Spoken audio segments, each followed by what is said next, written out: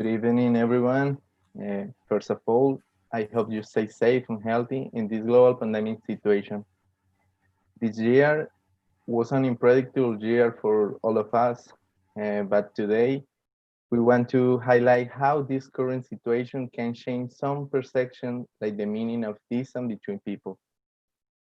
This is our reference for today because this event wouldn't have done if the distance wouldn't be break.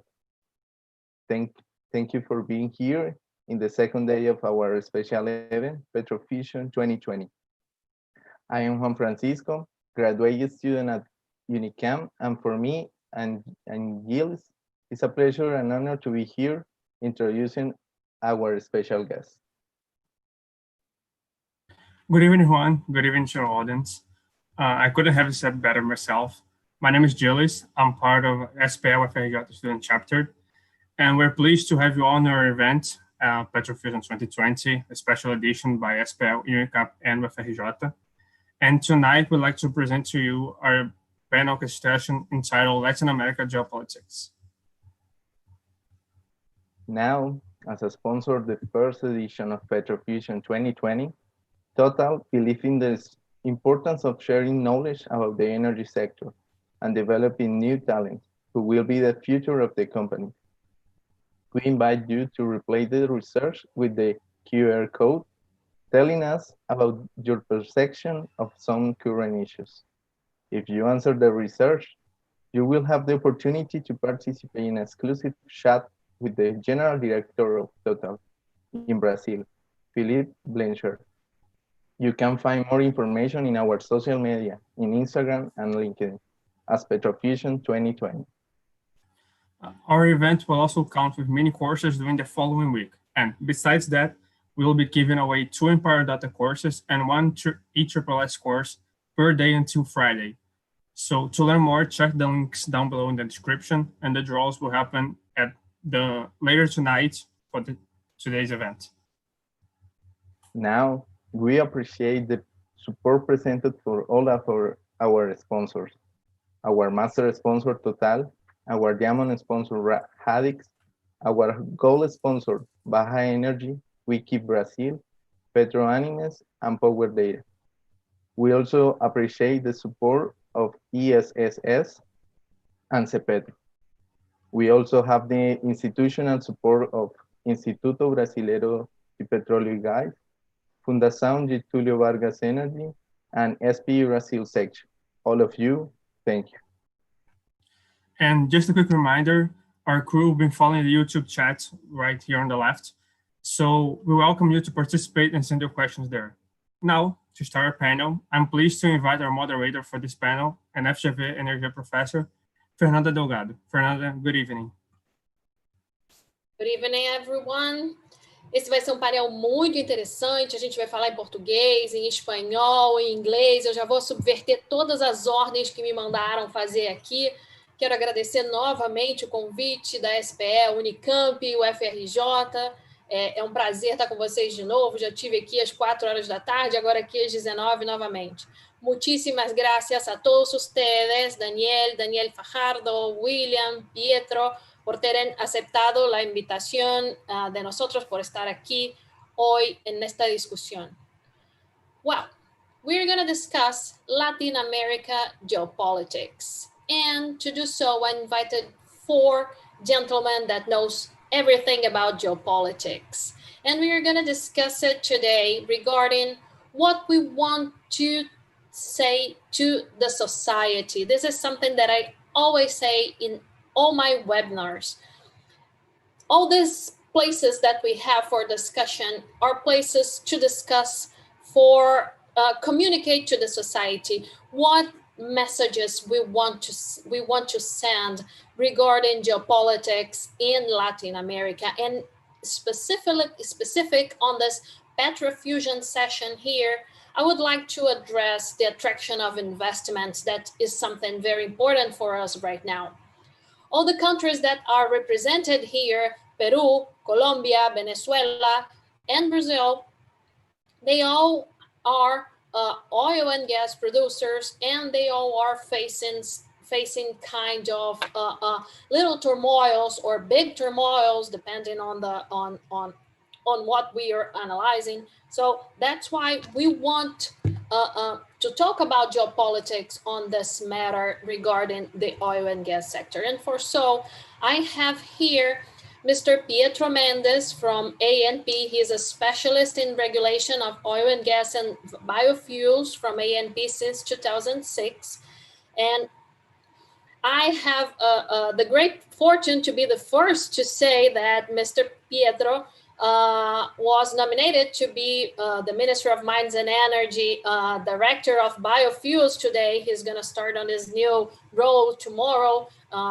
Very, very congratulations, Pietro, from this new role that we're going to assume from tomorrow on. And of course, I have to say that today here on this stage, of course, and it's such an honor for having you here with us. I have my dear friend, Daniel Hokama from Peru Petro. He's a mechanical engineer from Pontificia Universidad Católica de Peru with an MBA in energy major. And he is the general manager of Petro Peru.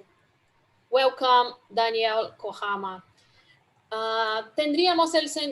We would have Mr. Jose Zapata from Holland Night, but something happened with him. I hope he's healthy and safe at home. And Mr. Daniel Fajardo gently is here to be on Mr. Jose place. Thank you, Daniel, for your kindness to be here on our discussion table today. Daniel is a business attorney in Holland Night, Bogota office. He focuses his practice on corporate and energy law. He's going to talk about Colombia today for us.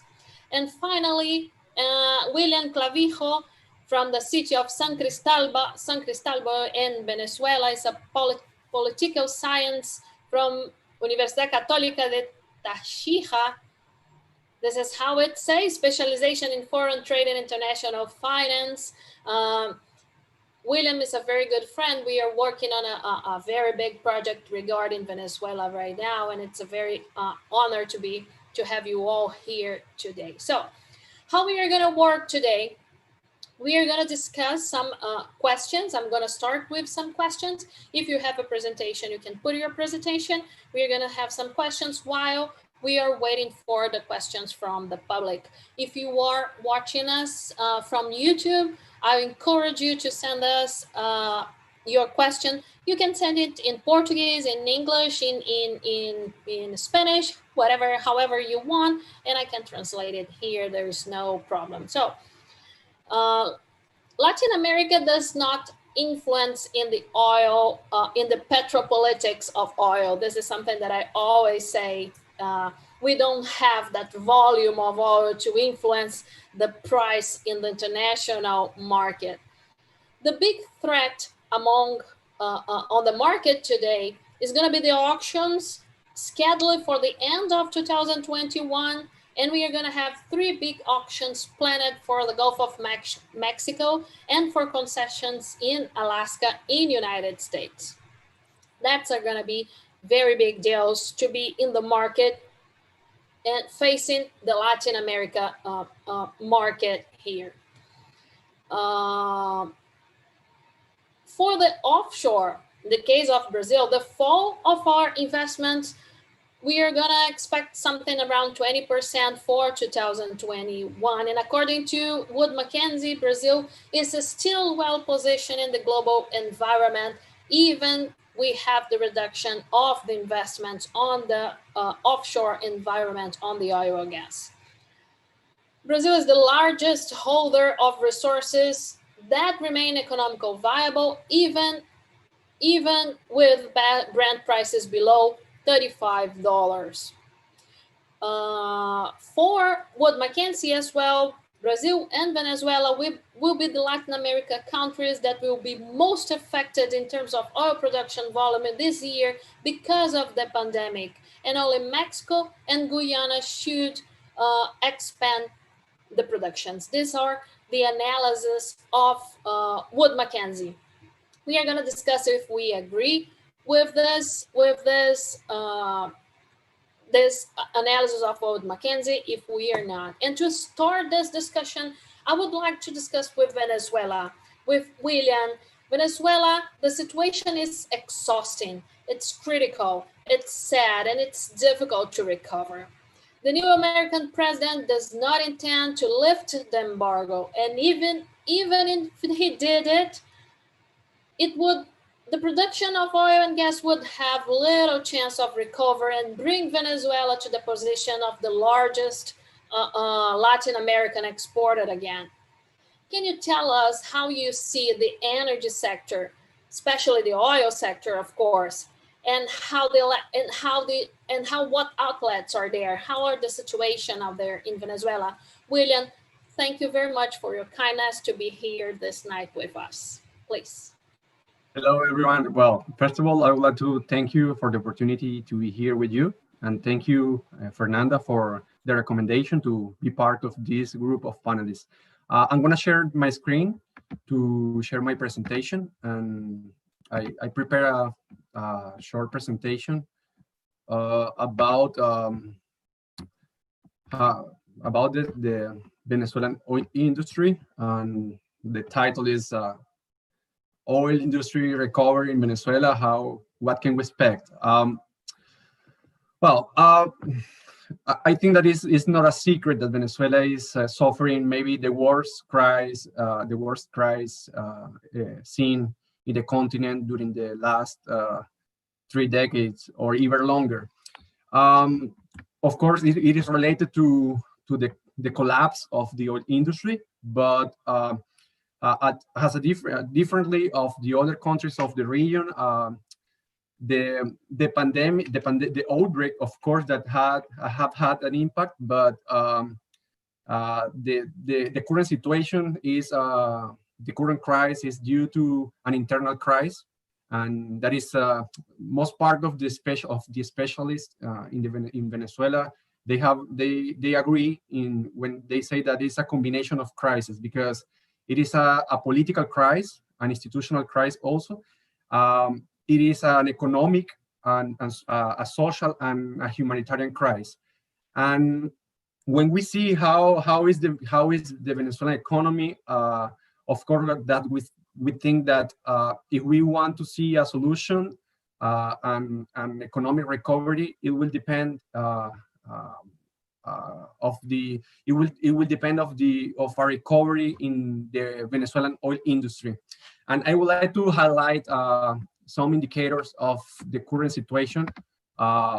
In the political field, Venezuela has made a transition from what the specialists in social science said qualify as of being a competitive authoritarianism to one without using adjectives, with clear signals of the autocratization in the exercise of power by Nicolas Maduro regime. In the economic field, between 2014 and 2018, the Venezuelan GDP suffered a decrease of 65%, according with information of the International Monetary Fund. And for 2020, it is expected another drop of the GDP of 50%, of at least 50%. Now talking about the oil industry, Venezuela is facing the lowest level of production since 1940. According with the last OPEC report, the Venezuelan oil production in October was less than 360,000 barrels per day. And well, PDVSA local refining capacity is of 1.3 million barrels of oil per day, but currently operating levels are less than 10%. And the country is always suffering frequent outages and fuel shortage that affects the economic activities. And in the current context of scarcity of food and difficulties in the population, this situation is affecting the possibility to bring some products to the final markets of consumption. So it is affecting severely the population. Well, thinking about a recovery of the oil sector implies to think about the causes, the main causes that produce the current situation. And I was thinking, I would like to answer this question that appears in the presentation, is what is necessary for a recovery of this sector. First of all, I think that it implies a radical change in the economic model from one with excessive participation of the state that have proved be completely incompetent, mainly dealing with the oil industry. Its substitution for one that respect and promote the private initiative. The second thing that I think that is very important is that Venezuela needs to implement important economic adjustment in order to get a stabilization of the economy and control the hyperinflation. The country, of course, has to guarantee legal security and clear rules that are capable to restoring trust and that can attract private investors. And it is not less important, the country has to find a solution for the current political crisis. Why is this? First of all, because this is an important precondition for the lifting of US economic sanctions, that even that they are responsible, they are not the main cause of the current crisis, they have worsened severely the situation, affecting mainly the population, and it has proved, they have proved not being effective to incentivize the Maduro regime to allow a political transition in the country. And the second thing that I think that is very important is that it is necessary. Necessary because this is a partial condition to allow a broad financial support of the international community in order to allow the reconstruction of the country.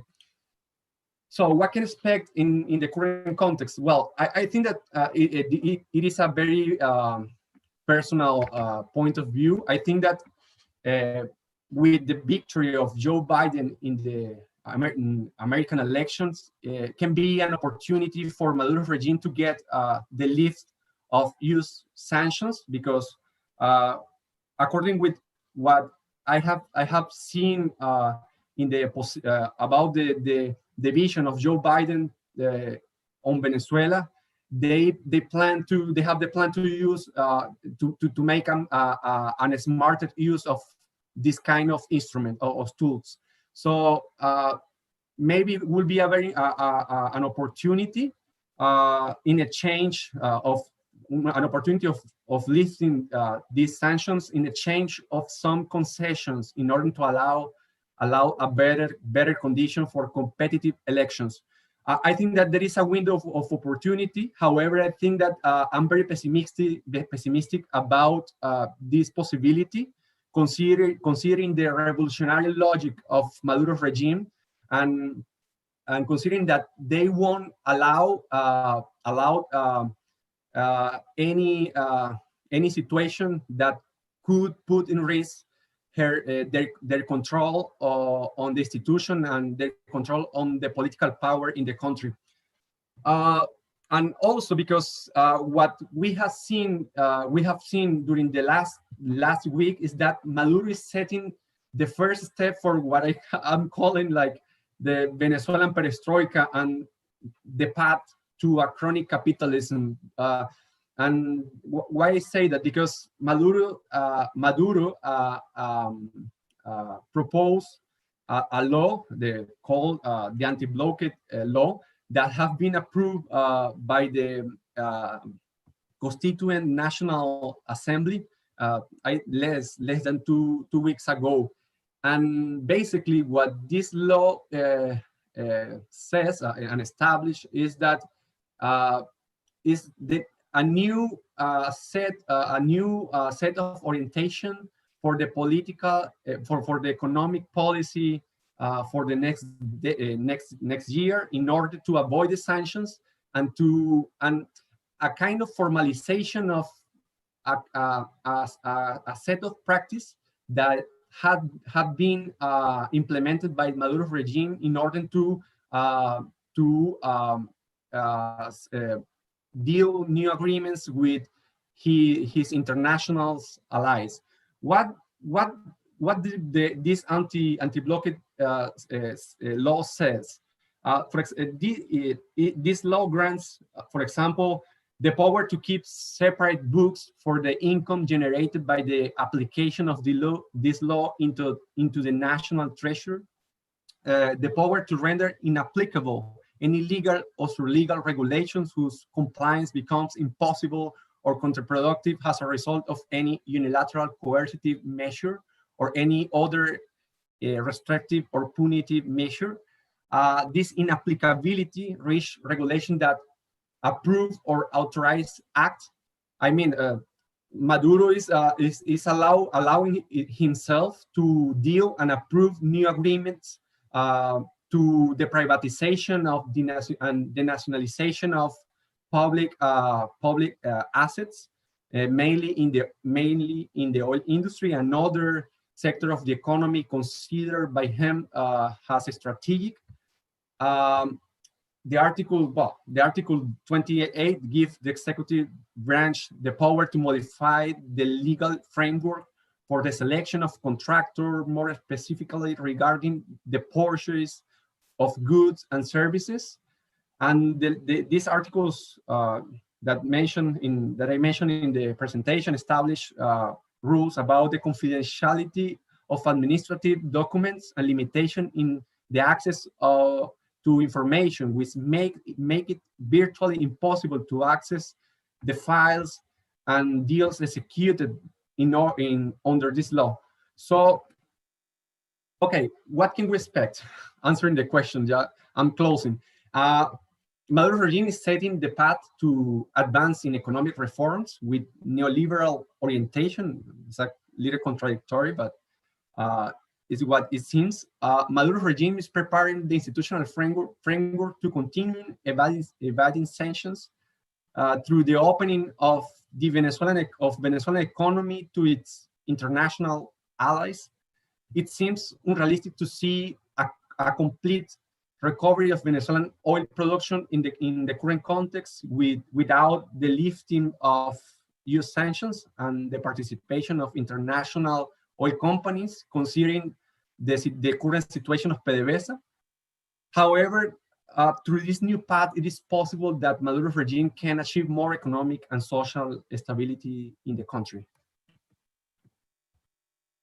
I'm done, Fernanda. Sorry if I talked a lot. No problem, Willian. It was very good. Thank you for enlightening ourselves. I like the term that you used, Venezuelan perestroika, and what you said about Maduro and this neoliberal orientation. We have it here in Brazil when you have a very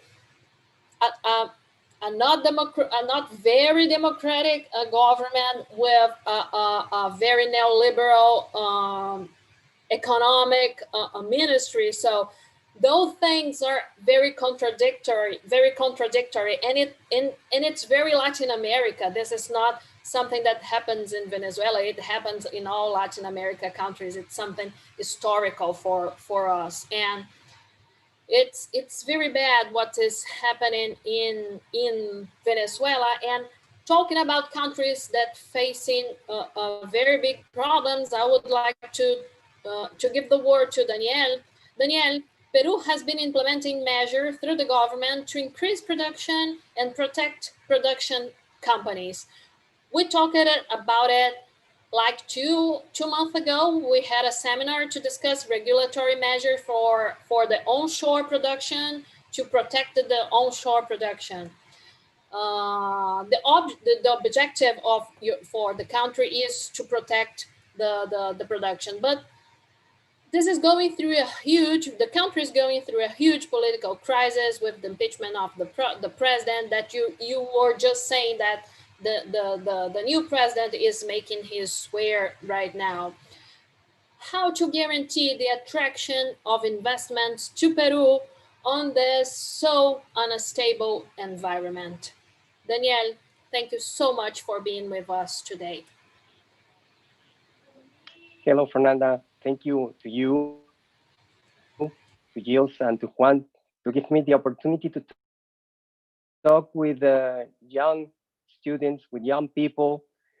I'm very happy to share this time with you to talk about geopolitics in a good way, in a good, positive way.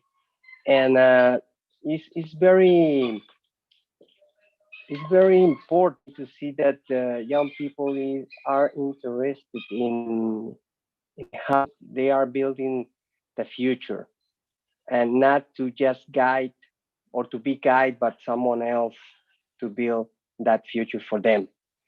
I think it's very important to share time like this with young. Well, regarding your questions, yes, actually, our new president is just right now. He's going to be our third president in just a week. We were sailing waters in the last time, but we are hoping that he's going to be the person that is going to lead us until July 2021, when a new president is going to be appointed. We believe that our country's stability, we have a lot of necessities to uh, to be attended first, and we believe that we are closing a period that was a little bit moved for us. Yes, we talked a few months ago about measures that we were implementing in our country in order to preserve production in oil and gas sector. We're still working on that. Actually, with this political situation, is sometimes it's hard to maintain the vision as a country, especially in a sector where in Peru is not so well supported like the mining sector or the agriculture sector. But we believe that we are important, like not we are not the main sectors like mining or agricultural, but we are the main sector to provide energy to them. Without energy and without water, any kind of activity is going to be successful. So in that order, we detect three main lines of action to boost our industry. First of all, the fiscal actions, fiscal regulatory actions, mainly focusing on royalties. We are working in a new framework for royalties that is going to take into consideration the price, the amount of production, the type of hydrocarbon, and the zone where the production is made. Could be offshore, onshore, mountain, coast, jungle. So it's going to be like a formula where we don't have to negotiate royalties anymore. So the investor is going to have more prediction. I mean, more clearly how is going to the royalties is going to work. So for us, it's a very good step in order to give more clarity to the investors. The other line of action is the social. We have been living with a lot of claims from the people, especially in the jungle, because of the lack of attention of the government. Okay, we understand them. We are working with them in order to make that this $20 billion royalties that the industry gave to the country since 1993 could be transformed in win for those people. We believe that the industry is just making a lot of oil and gas, is producing for the people, but we have to translate and to make real that well-being for the people. Okay, we are doing a lot of jobs as well, and you can see how the oil and gas industry because of nearby activities.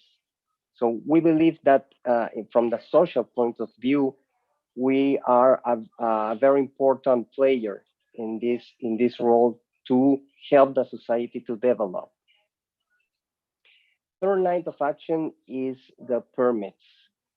Just I remember that somebody talked before about permits in Brazil that are very hard to obtain. But here we are working to looking for being more competitive in that aspect, because nowadays an investor could take between 10 and 12 years to obtain some permits just to start the exploration phase. That is a hard situation for an investor. So we are focusing our job in working on solutions for that. And of course, this year we live with the COVID, we live with the prices and that transition, the energy transition. We always said that as an undeveloped country, because we are an undeveloped country, we have different type of necessities to address first. We believe in cleaner energies. We believe in renewable energies. And also we believe we have to keep balance between how we are going to allocate our resources, economic resources, in order to this energy transition. Okay, we know that this energy transition is going to be, somebody have to pay for that. It's not going to be free. Okay, we have natural resources. We have to manage how we can balance these natural resources in order to, especially natural gas, in order to move to these cleaner energies. So we are working on that, and as a oil and gas sector, we want to be a very important player in that trend. So there is maybe 30 or 40 years maybe to complete this energy transition. So we have a plenty of time to be part of that energy matrix. I've been reading about the plans of Mexico and Brazil and Colombia for the next years. Actually, Mexico is focusing their energies in guaranteed an energy supply. Okay, they are changing the way they make businesses in their country, because with the former President Nieto, they moved to privatization, and with AMLO, they are moving back to more state presence as a government presence in the energy sector. But I see just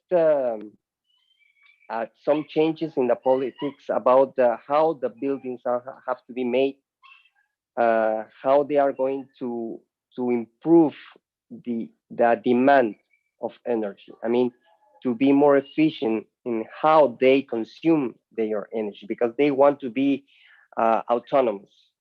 They want to be they supply all the country necessities and to export energy as well. On the other hand, we have Brazil. Okay, I was reading your national plan of energy for 2050. Is the main thing that I noticed is that you are looking and you are making a lot of efforts to aim to the neutrality of the type of technology. You are not, as a Brazil, as a country, are not trying to boost a lot that renewables. They are looking for the energy security first with the resources that you have in order to have this transition to cleaner energies. Actually, in 2050, Brazil projects that is going to have an oversupply of energy in about 60%. It's a lot. That means that 60% of the energy could be exported to some other countries. Okay, so Brazil is aiming to be a big producer for exporting energy. However, more of that energy is going to come from biomass. From biomass, 30%, oil, 26%, coal, 20%. And this is a thing that I want to point out. As I mentioned before, Peru is an undeveloped country. We are looking to be a developed country.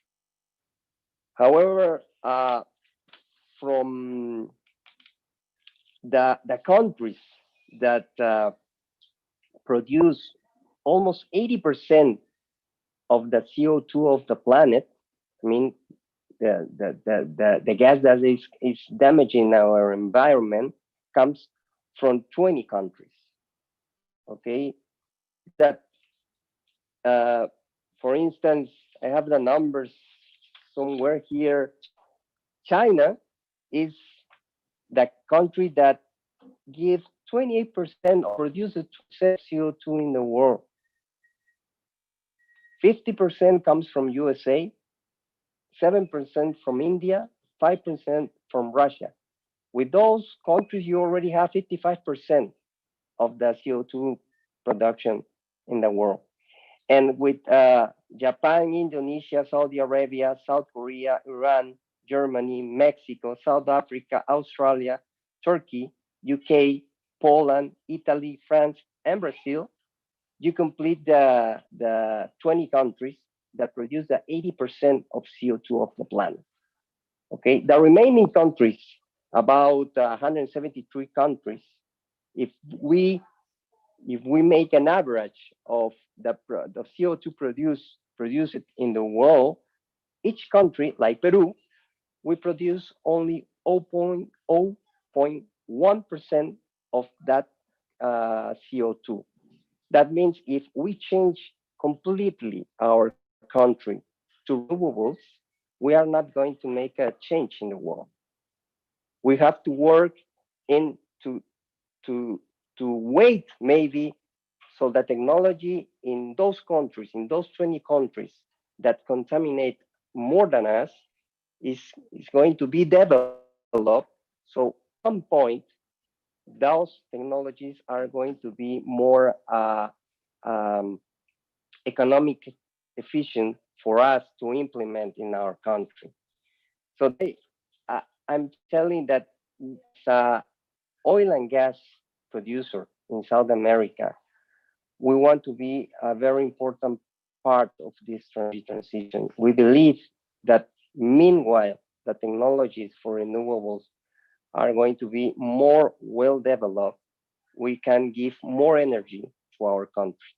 We import almost 70% of the oil that we consume in our country, 70%.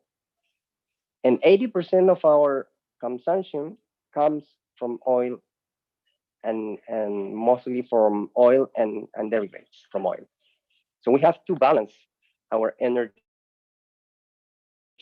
sources in order to make this transition to cleaner energies. So yes, we are working very hard, not only to maintain our competitiveness in the region, but also to be a very important player in this transition for cleaner energies. Thank you very much, Daniel. Thank you very much. Yes, you were very right. We talked about the perspective of the oil and gas sector to be a very big generator of jobs and income for the government. That's something that we discussed on our last webinar, and this is very crucial for the society. And there is something that I always like to discuss, and I said on the previous webinar.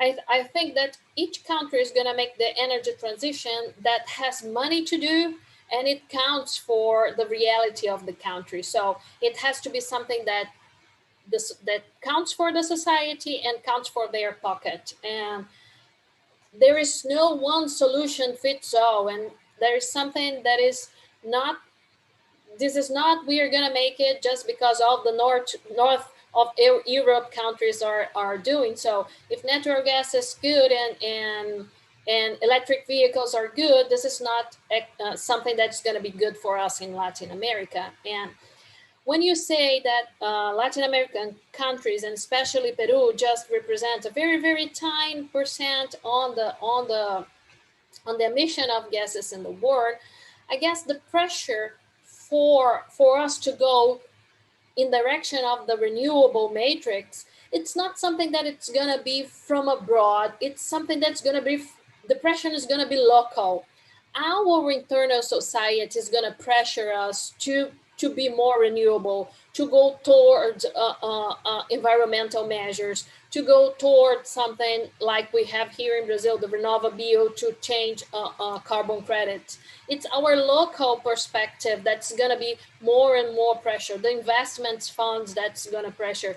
That's the perspective that I think, not exactly something that's going to be outside from the inside. Because as you said, we don't have that main influence on the total. Very well. Regarding all those turmoils that we have, and especially now that we are facing this pandemic times, that we have this unbalance from offer and demand in the market. I would like to talk with Daniel Fajardo and to talk about Colombia. The country was very affected by low oil prices in terms of production, and because it has many fields with high operation costs, it's not complex operations, as we said.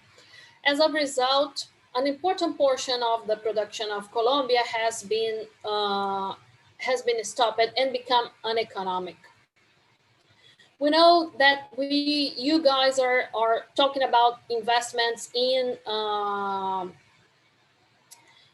unconventional as well. In Brazil, we are discussing unconventional also. And also you have many of the social and environmental problems that all of us have here. My question is pretty much the same. On this pandemic scenario, on this turmoil scenario right now with all the politics that are involved, how to keep the country's production and to encourage investments to keep on coming on those scenarios. Danielle, thank you so much for this last short notice and to be so kind to be with us here today in Brazil. Thank you. Thank you, Fernanda, and thank you for all the co-panelists. It's a pleasure to be here this afternoon with all of these specialists, just for everyone's benefit. And here on behalf of Jose Zapata, who's my boss at Holland Knight, he's a partner, and a senior counsel from Holland Knight. I had the opportunity to attend an LLM in oil and gas law and policy in Dundee University. And that allows me to understand a little of the topics you're referring this afternoon. And basically advise oil and gas and mining companies in regulatory and contractual issues. In addition, we recently worked in several projects in Panama and Guyana associated with exploration and production. Today, I will refer like 4 main issues surrounding the Colombian energy sector, and let me share just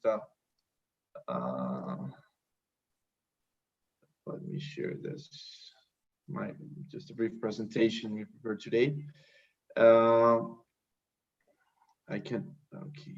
Can you see my presentation? Yes.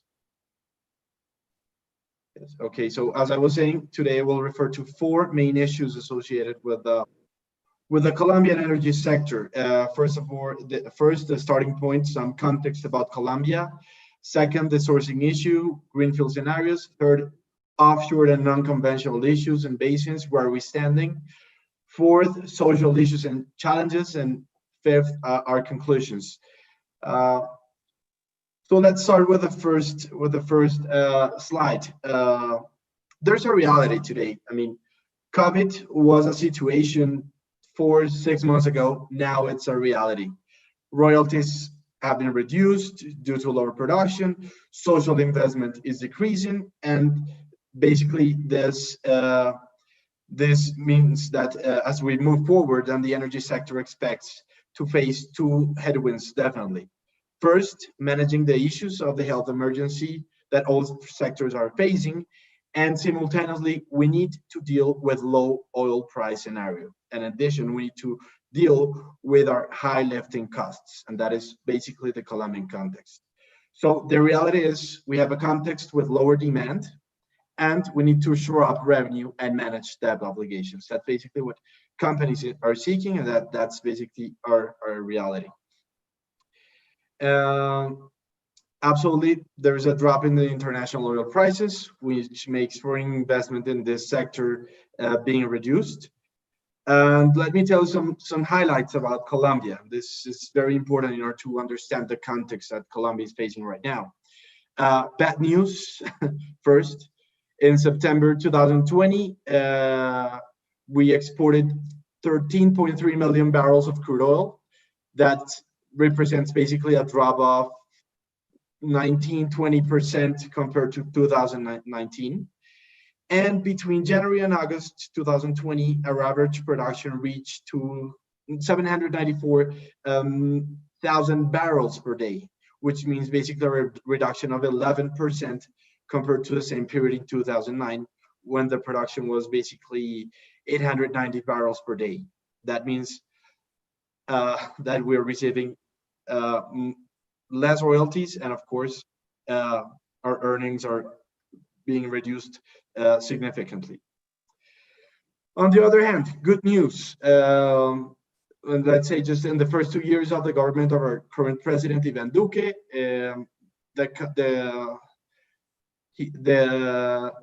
there was a change in the reality of the transition of the energy sector. Colombia took a historic leap in the incorporation of non-conventional renewable energies, which means an increase in its installed capacity for the generation of solar and wind energy, there's an increase of 50 times. We're going from 50 megawatts in 2018, and we're expecting 2,500 megawatts in 2022. We're currently working with 14 projects of the generation of solar and wind energy, which allows basically a diversification of the mining basket, of the energy basket. So that is good news from our energy sector. So there is no absolute decarbonization. We're still managing with both renewable energy and traditional energy sources. And Colombia has a codependency between these industry, and that will be basically in the long term, that will remain as is. So that makes me move to one of our conclusions, which I'll refer at the end, is that we cannot think of energy transition without taking into account the demand for minerals and traditional energy sources. So Colombia needs to have an energy mix and requires a combination of these energy sources in order to have a reliable system and to maintain the incomes, royalties, and social benefits we have received so far. Let me move to my next slide. So the importance of the energy transition. That's one of our challenges. How can we move forward to renewable energy without affecting the energy supply and to maintain our incomes? That's one of our main challenges, and the government is currently trying to face these challenges with regulations and promoting both energies at the same time. Okay, the sourcing issue, greenfield scenarios. Absolutely, we need to have an interaction between non-renewable with renewable. That's what I was saying, we require new technologies. The transition has to be gradual. We cannot change in one year. We're expecting this transition to take at least 30 years. And that is one of the main challenges and we're facing right now as a result of the COVID, is that we have a lot of resources which are sitting down on the soil, and I mean mineral resources and oil and gas that will allow the economy to move forward again. So that's one of the challenges of the government. How are we going to exploit those resources in a sustainable way and at the same time to promote the different sources of energy?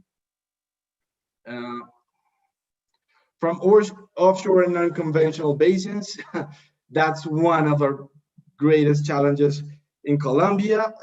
From a conventional standpoint, let me tell you, in 2013, the government enacted a lot of regulations. The ANH, which is the Colombian, it's ANH's association, it's, sorry for the confusion, but it's the Agencia Nacional de Hidrocarburos, which is our authority in oil and gas, executed a lot of oil and gas agreements for non-conventional sources. What happened? Basically, this regulation was challenged and today is suspended. So as of today, no unconventional sources are being explored or exploited, which has had a several impact in Colombia and the exploration of oil and gas. In terms of offshore, we're currently elaborating the regulation. There is a lot of challenges in terms of environmental and social issues, and Colombia is currently working on that. Today, I don't think we're exploring, I'm not sure, but we're not exploring a single barrel in offshore. We're having a lot of exploration. We have a lot of reserves in terms of gas and oil, but so far this industry is basically suspended. So that's a big challenge. So how to address that? And that is why I have here contracts, having good contracts that allow the investor to know what is happening and what will happen in the near future. What are the conditions of his investment in the country? To have regulation that is in the long term maintains, is not challenged every year as it is happening right now. To have long-term investment, we need quality investors. This is very important. Colombia has always been keen on receiving investors, but we're trying to have quality investors. We don't want Mickey Mouse Petroleum being invested here in Colombia and living in 2 years. We need basically the best companies in Colombia. That's one of our challenges, to keep those investors here in Colombia happy and to make them invest the money we're requiring in order to develop the resources. And finally, we need to have environmental and social protection. How is the industry working with the social impacts and environmental impacts, and how are the social licenses being received and adopted? That is very important. In Colombia, if you want to explore and exploit or have any type of energy project, you require a social license and an environmental license, which basically is the same. So, and that has a lot of challenges. We need to educate the people to let them know what are the risks, challenges of the projects, and benefits of the projects.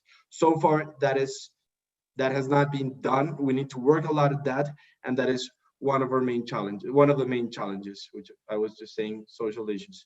So just to end, I want to refer to certain conclusions for our presentation, is that and basically all conclusions are aimed at demonstrating that the energy transition is a reality. However, the importance of the extractive industry cannot be ignored. That is why it's necessary to work with both sources of energy, traditional, non-traditional. And for this to happen in Colombia, we need the regulatory and judicial system must be improved and needs to guarantee legal and investment weather context for favorable to the investors. Finally, social and environmental aspects must be a center of the discussion. The society has to understand the problems and the needs of the extractive industries as a fundamental input to achieve the energy transition. That's all basically my presentation. If you have any questions, I will be happy to answer them. Thank you so much. Thank you, Daniel. Thank you.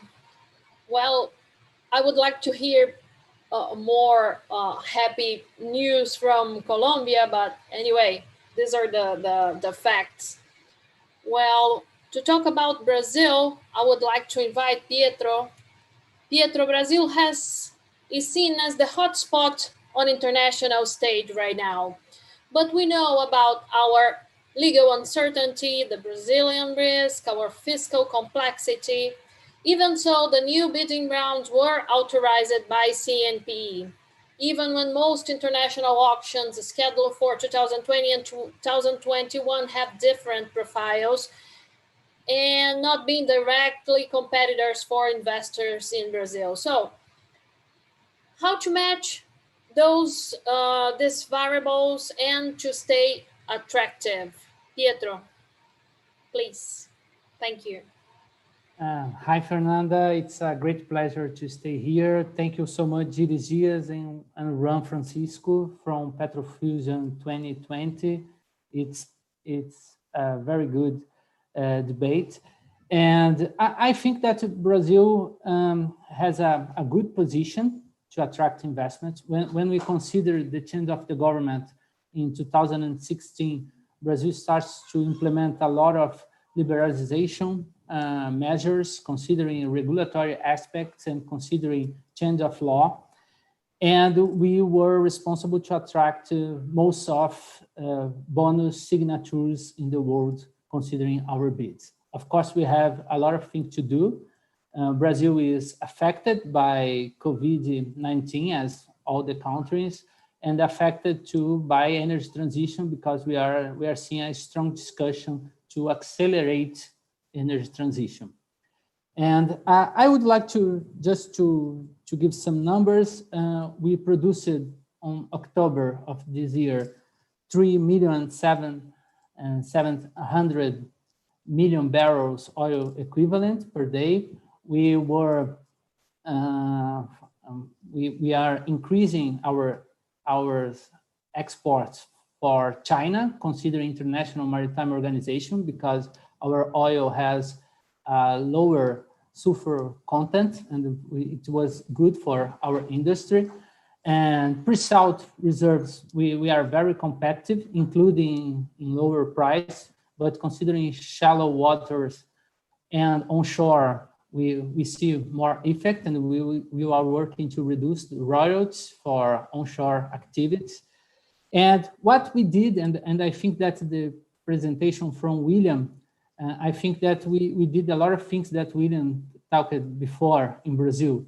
So first of all, we permit majors to operate pre-salt blocks. We changed our law. It was very important to attract foreign investors. And local content, we make a great reduction by 50% in future exploration production contracts. We established a multi-year bid calendar. Repetro extended until 2040. Permanent offer of areas that we believe that this will be the future, because government will not more choose which blocks we will sell, but show all the blocks for the companies, and companies can choose which are the more attractive in this very fast process. I think that Colombia started something like that. We have REACH 2020, revitalization, onshore areas, flexible regulatory system.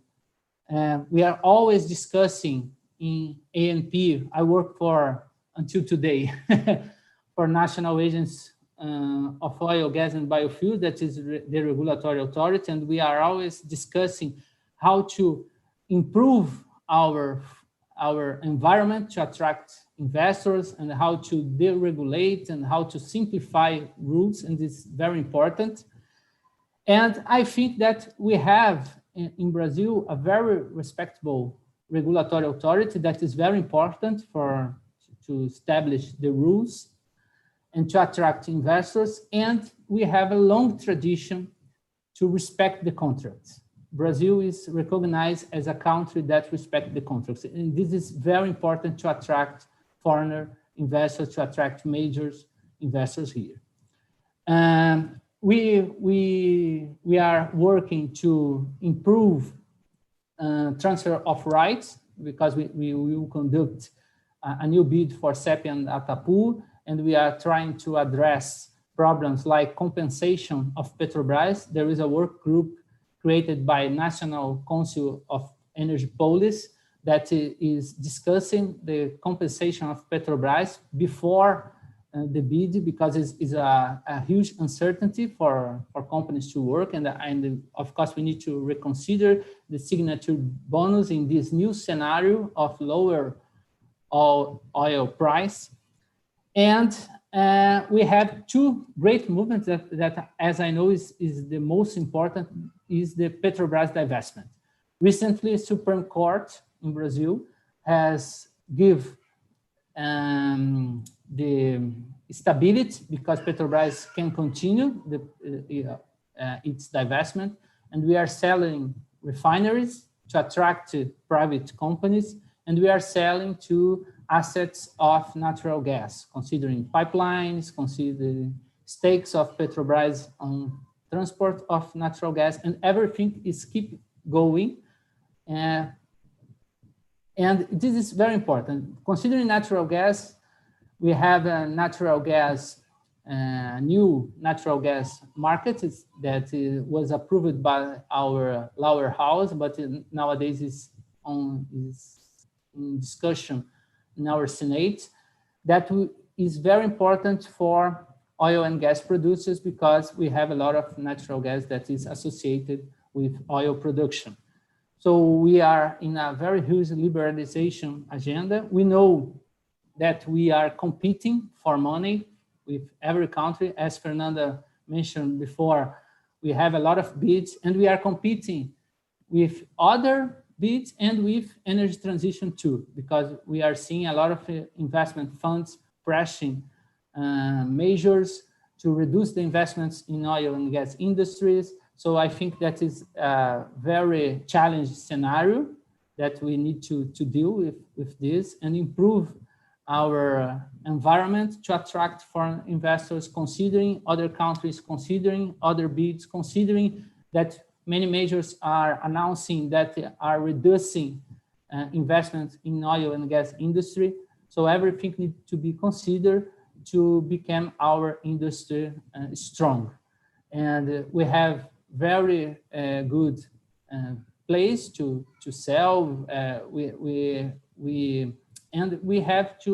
We have another problem, considering our complexity, as Fernanda told before, that we have 3 contracts. We have transfer of rights, we have production sharing agreement, and we have concession contract. It's a mess. Sometimes you have one block with 3 contracts, and it's quite hard to understand, to explain. And there is a project on Senate that we call Law Project of Serra. Serra is a senator, to change and give the option for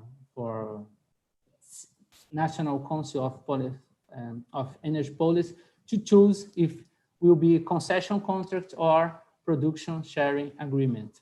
And that we believe that this can become more attractive if we have more concession contracts than production sharing agreement, because the complexity, because you need to submit your development plan for approval of PSA, and you have a lot of problems because majors like to be the operator, to give more flexibility to decide which investments they will do, and you have to prove the costs. So we are trying to become more attractive, and we know that, of course, it's a big challenge.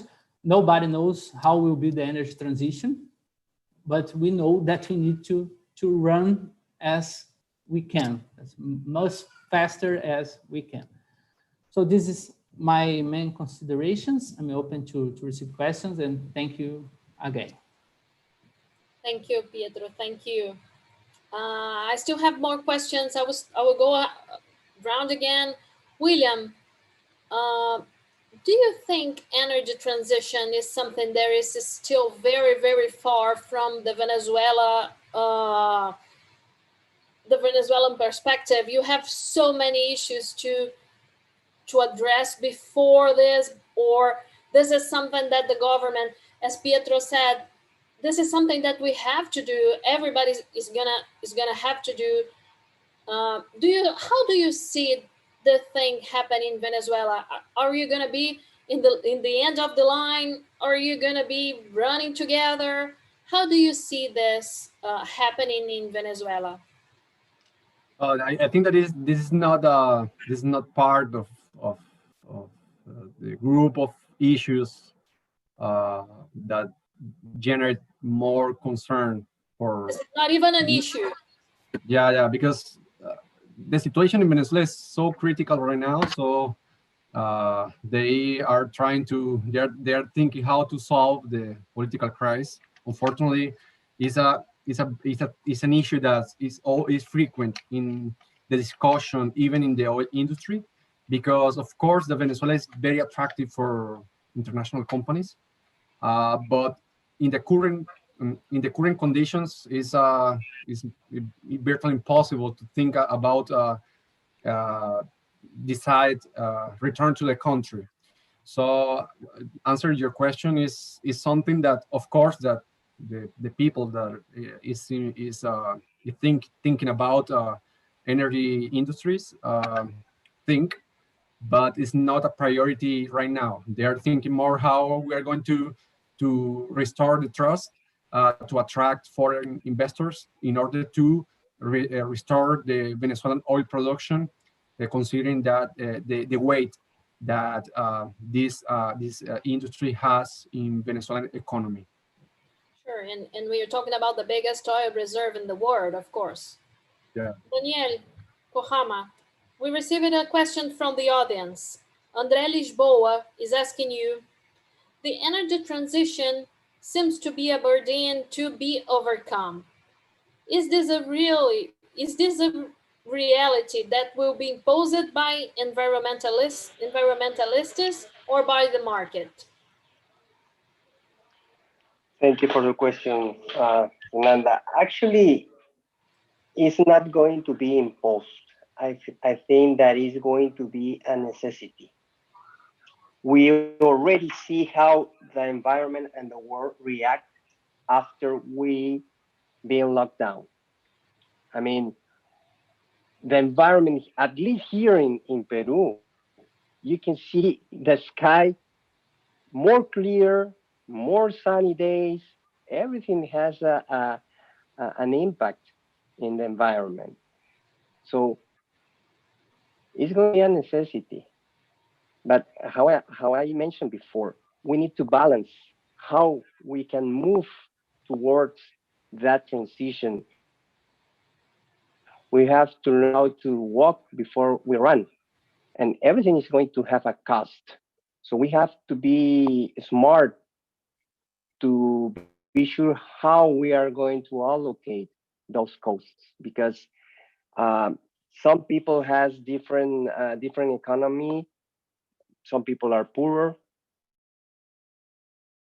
Some people have more access to the energy. So even though in Peru, where almost 99% of the population have access to to electricity, we have maybe only 50% or 60% of the population have access to water and sewage. So what is more important? How you allocate your resources, your economic resources. So I think it's going to be a matter of how we are going to reach this agreement with our planet. We, as I mentioned before, for instance, Chile is very aggressive to this transition because Chile has not oil and gas. So for the sake of them, it's going to be better to move faster. Actually, they are planning that in 2035, they obtain their energy from renewable sources in about 70%. So that is a huge move for a country.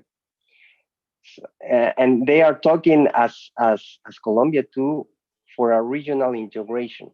That means everything is going to be connected, but mostly because of the electricity, not for oil and gas, but for electricity. And actually, without maybe a view of this energy transition, Peru in the 90s had that vision, because we use our gas to produce electricity, because we believe at that moment that the faster way and the more efficient way to take this energy from the jungle to the cities was through the wire. So we applied the famous gas to wire. So nowadays it's going to be, we are talking again about that, to transform the energy that comes from renewables at the end of the day to electricity. The hydrogen needs energy, and you have the blue and you have the green. The blue comes for mostly solar renewables, from gas, natural gas, and the green, solar and renewables. But still, the natural gas be a very important player in this energy transition. So we believe that, as I mentioned before, we believe in this energy transition. We believe in cleaner energies. However, we have to take care of how we are going to move. If we move too fast, maybe there's going to be an imbalance in our economy. We have to balance everything. We have to cover other kind of necessities first. So yes, we are working, or the new government should be working in a new energy plan for the next 30 years, because our current plan is already gone, because of everything that we already lived with the COVID and everything changed. So we have to take a blank page and start all over again. How we are going to reach our 2050 from our resources and aiming to cleaner energies. That's I think is going to be the key thing to cover a cleaner energies.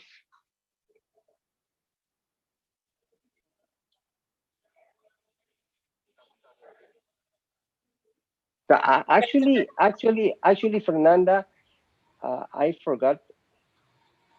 We are already we are going to make a bidding process for areas that are in the north part of our country, areas that already produce oil, and some of them associate natural gas.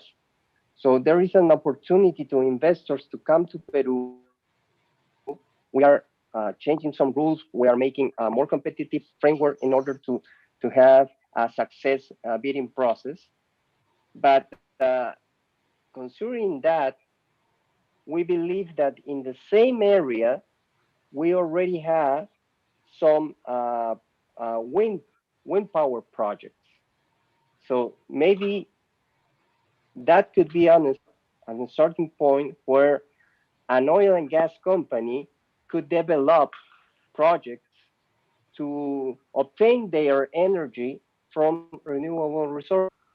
So that could be a very interesting point of a start to see how our Peruvian oil and gas sector could boost renewable projects. Is to use the same expertise from the oil and gas sector to go towards the renewable. Very good. Thank you, Daniel. Daniel Fajardo, you said in all of the countries we experience a very deep problems regarding the downturn of the prices, and you were describing the downturn that Colombia has. What the government has been doing in order to get Colombia out of this problems regarding the oil and gas sector, or the government is just leaving everything to the private initiative to solve. Brazil has done both of the things. The government has been helping with lots of measures. We did several webinars discussing this, and even reducing royalties, giving more time for the companies to pay it, and so on, and a lot of measures. And also the incentives for the private initiative. And how about Colombia? Thank you, Fernanda. That's a very good question.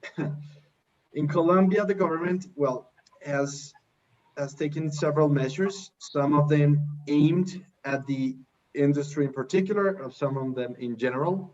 I would say from a tax perspective, the measures have been taken in general.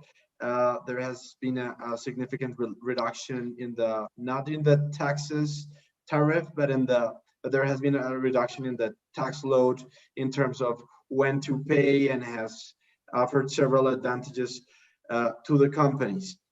In the oil and gas sector, the measures have been aimed or focused in contractual issues. And let me explain this. Is DNH, as I was saying, is the Colombian Authority in Hydrocarbons.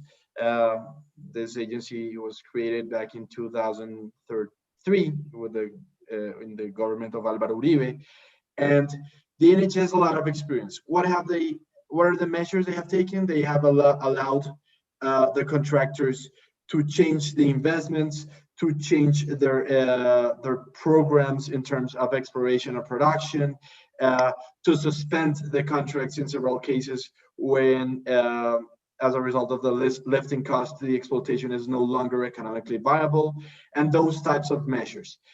So just to summarize, we have tax measures not focused on the sector in particular, but just in general. And we have had several regulatory and contractual measures which have allowed the contractors to reduce certain burdens. Thank you, Daniel. Thank you very much. Pietro, we have been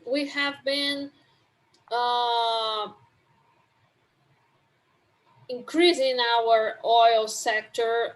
You said that we achieved a very high production. We have been exporting so much. And how about the renewable sector? How is it projected to grow? How is to incentive to grow the renewable, to keep on the oil and gas sector, and to go to the transition, to the energy transition that we have to do, and to increase the investments on the oil and gas sector that we have to do? How to deal with that in Brazil?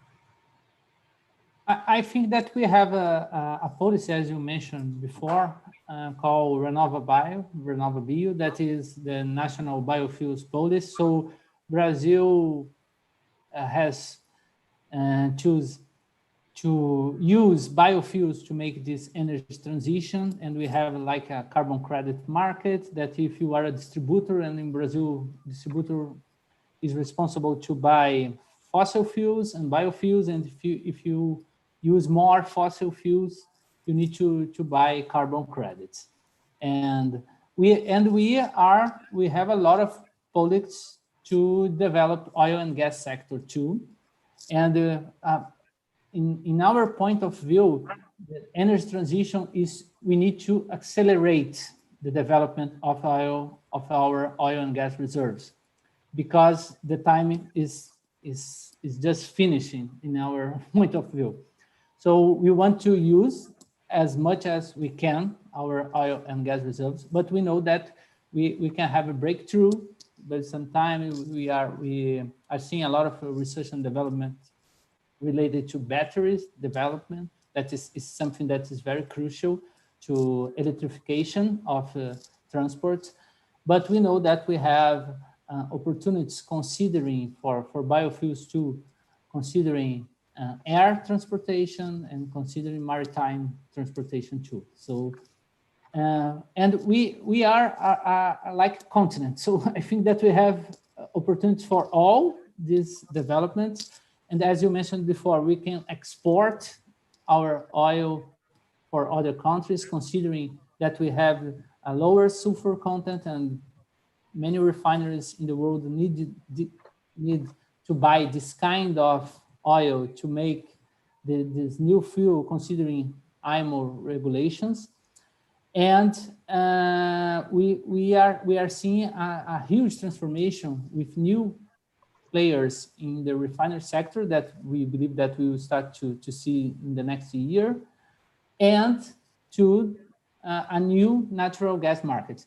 Of course, we are worried because we expected to see approved the new natural gas market law until the end of this year, but we are still seeing discussions, and we don't know if this will happen in the Senate. And as Daniel mentioned before, we believe that natural gas is the transition fuel, and we can make a reindustrialization of the country with natural gas lower, natural gas price, lower natural gas price. But we know that in our perspective, we don't have much time.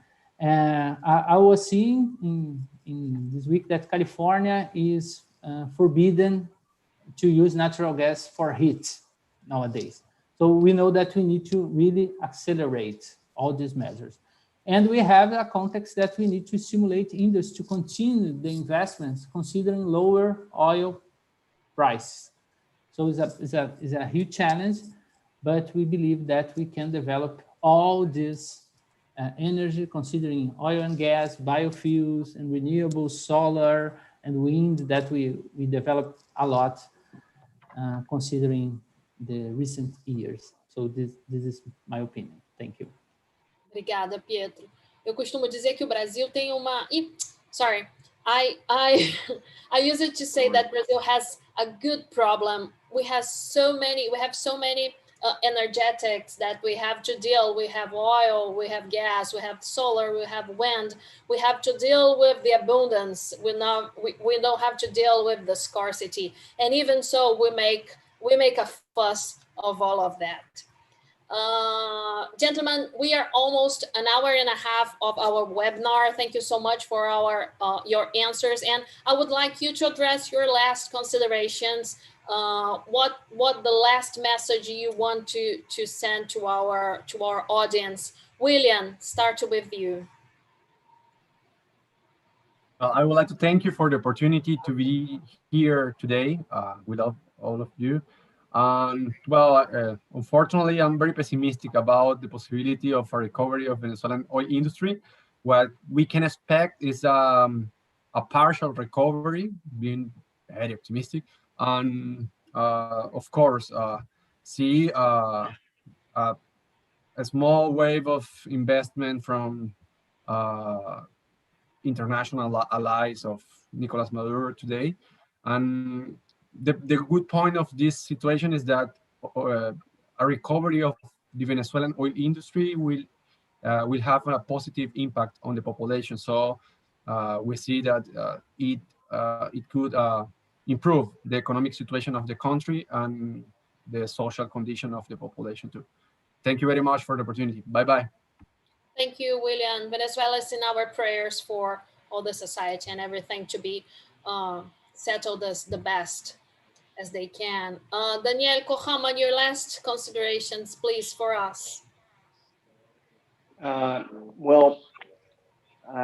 Listening to William, yes, of course, Venezuela is in our concern because of the situation of people.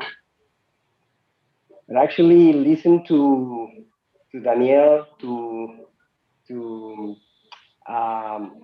I forgot the name of the ANP guy. Pietro.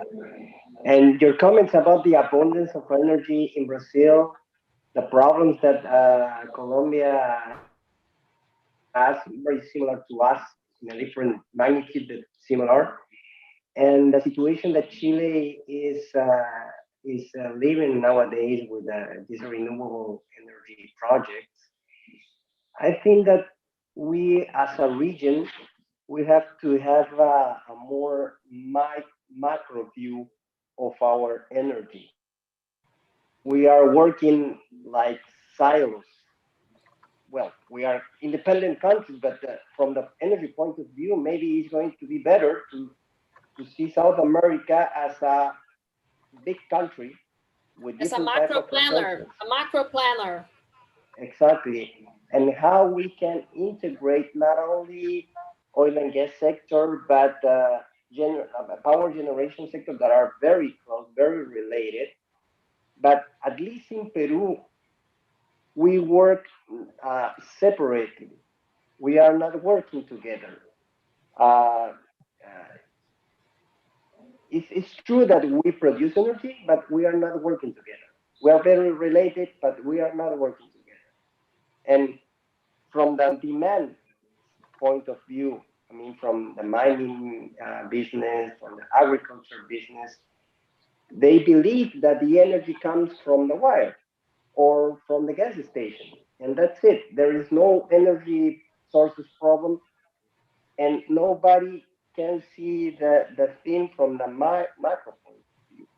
Maybe there is a, a definition that the IDO University used to use, that is the cross pollination of activities.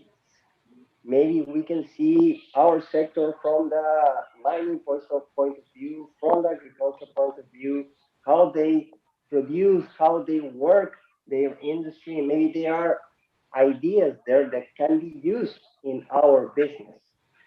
We need to start working more from the commonwealth of the region in the country, and to see how we can advance together, sharing these natural resources in a good and positive way.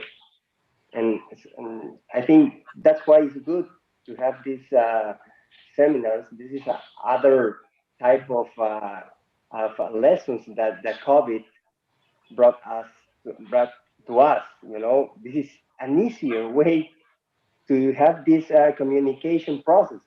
I don't have to travel to Brazil. I prefer to travel to Brazil, of course, but this is more easy. You know, To put us this together. situation. Yeah, this is connecting people more, and we realize that, of course, it's not the same to talk in person, but the knowledge is going to be spread more easily. So maybe that is maybe it's not from an energy point of view, but I believe that we can see South America as a big, unique country, and we have to work together in how we are going to take advantage from our resources, and looking always to a cleaner planet, be more friendly with the environment. I think that is the aim for all the countries, but every country is working separately. Only from Colombia and Chile, I saw the integration, the regional integration. And when listened to you talking about the abundance of energy in Brazil, I said, wow, and we need some energy. Chile needs energy, some other countries. So must be, we have to work in a way that we can take advantage of this trade-off between the countries. Sure. That's You're totally sure. Thank you. But this is not easy, my friend. This is not easy, my friend. We try. We have been trying. Daniel Fajardo. We have to try harder. We have to try harder. Sure. We have to try harder. Daniel Fajardo, please, your last words for us. Well, I just want to say that, I mean, the Stone Age did not end because the stones ran out or because they became too expensive to use. I mean, in that sense, as long as there is a demand for minerals and oil and gas, the extractive industry will exist. Of course, we're facing a new reality, but I think this reality has to be taken as an opportunity. If governments move fast and they create a good weather for investment and allow the development of energy transition without affecting the short-term revenues and the social benefits, I think they will be leading, and we will have a lot of revenues and a lot of benefits from the industries. Thank you, Daniel. Pietro, your last words. Thank you, Fernanda. First of all, congrats for your conduction. It was very good, very nice. And my last message is for young professionals that we are working hard to create a good environment to attract investors, to create a competitive industry.